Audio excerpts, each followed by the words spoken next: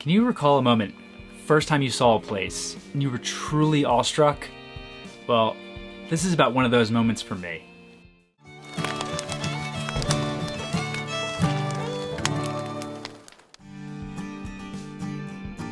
Well, this story takes us back into the middle of February in one of the snowiest winters that I've ever been a part of.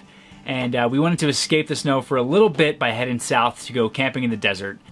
Trying to change it up from our usual Moab spot, we decided to head to the other side of the state and check out St. George for the first time. We eventually found some dispersed camping, the last spot available in this Forest Road 31, right near a creek, and it was perfect. It was really dark, but you could tell there was big mountains surrounding us.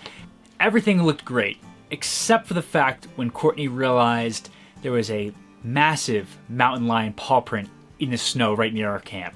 This put us a little bit on edge, and we slept in the truck that night. We did not want to mess with being in a tent when a mountain lion was nearby.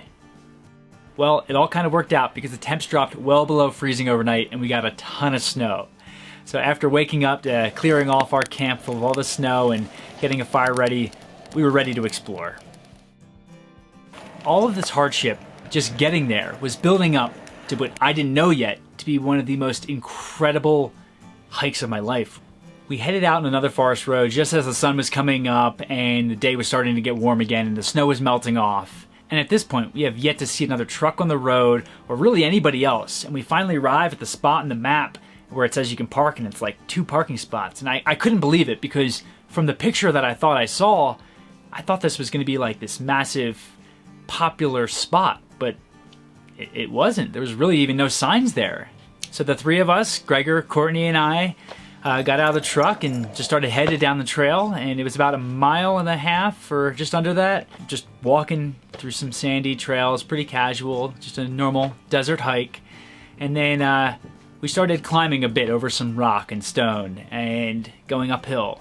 Gregor ran ahead, as usual, and when we finally caught up to him, I was truly stunned by what we were seeing.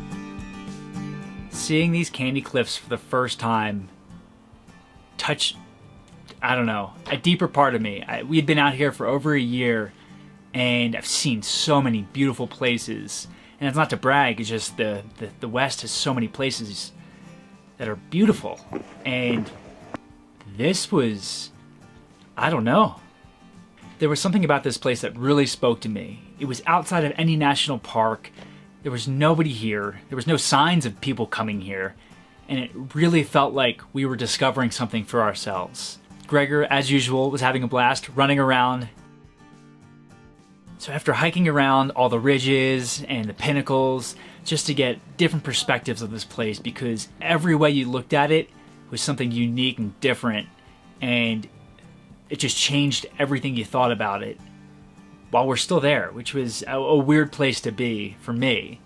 Eventually, we hiked everything we could, and it left us with a feeling that we just needed to come back and explore so much more of this place, backpacking in, just taking day trips, because there was just so much to see, and not much of it was accessible from the top of the cliffs. So we headed back to camp for the day, and just when we thought the weekend was winding down and headed to bed, we woke up to another surprise. And that surprise was even more snow. Remind you, we left to go to the desert to get away from the snow, and we probably got, 6 to 8 inches in the 2 days we were down in the desert. But it all worked out because as the sun came up and started shining on the big signal peak right above our camp, the sun was just glistening off the snow and warming it up. You could see the steam rising off the mountains. And it was just a good way to end a trip to see a place that we felt like we discovered for ourselves and was truly awe-inspiring.